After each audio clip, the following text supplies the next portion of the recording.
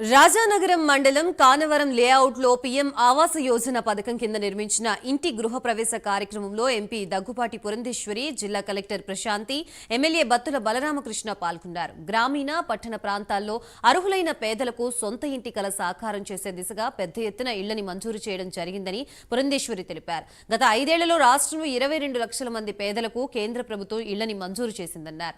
అప్పుడు అధికారంలో ఉన్న ప్రభుత్వం అర్హులకి ఇళ్లు నిర్మించి ఇవ్వడంలో విఫలమైందని ఆమె పేర్కొన్నారు.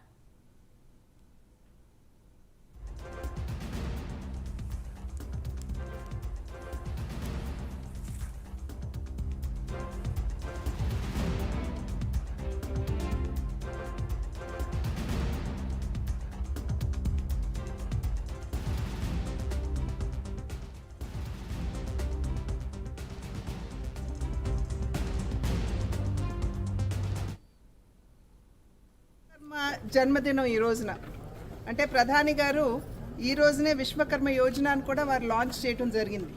దేశంలో ఉన్నటువంటి వెనుకబడినటువంటి తరగతుల్లో ప్రధానంగా హస్తకళా వృత్తుల మీద ఆధారపడి జీవిస్తున్నటువంటి వారికి వారి జీవితాల్లో మెరుగైనటువంటి మార్పు తీసుకురావాలి అనేటువంటి ఆలోచనతోటి వారు విశ్వకర్మ జయంతి నాడు విశ్వకర్మ యోజనని వారు ప్రారంభం చేయడం జరిగింది. అది సెప్టెంబర్ 17న.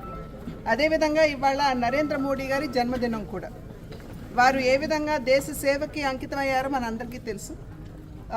ఆది నుండి కూడా భారతీయ జనతా పార్టీ విశ్వసించినటువంటి మూల సిద్ధాంతం అంత్యోదయ, అంటే సమాజంలో అట్టడుగున ఉన్నటువంటి వారికి అందరికీ కూడా సంక్షేమాన్ని అందిస్తూ ప్రగతి పదంలో నడిపిస్తూ తద్వారా భారతదేశ సమగ్రాభివృద్ధిని సాధించాలి అనేటువంటి ఆకాంక్ష, లక్ష్యం.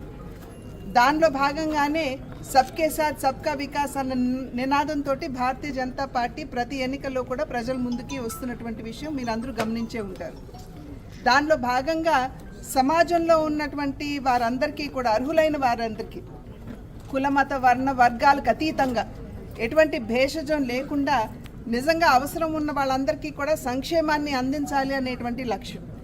దానిలో ఒక బృహత్తరమైనటువంటి కార్యక్రమం ఈ ప్రధానమంత్రి ఆవాస్ యోజన అటు గ్రామీణ ప్రాంతంలో అదేవిధంగా పట్టణ ప్రాంతంలో కూడా ప్రవేశపెట్టడం జరిగింది.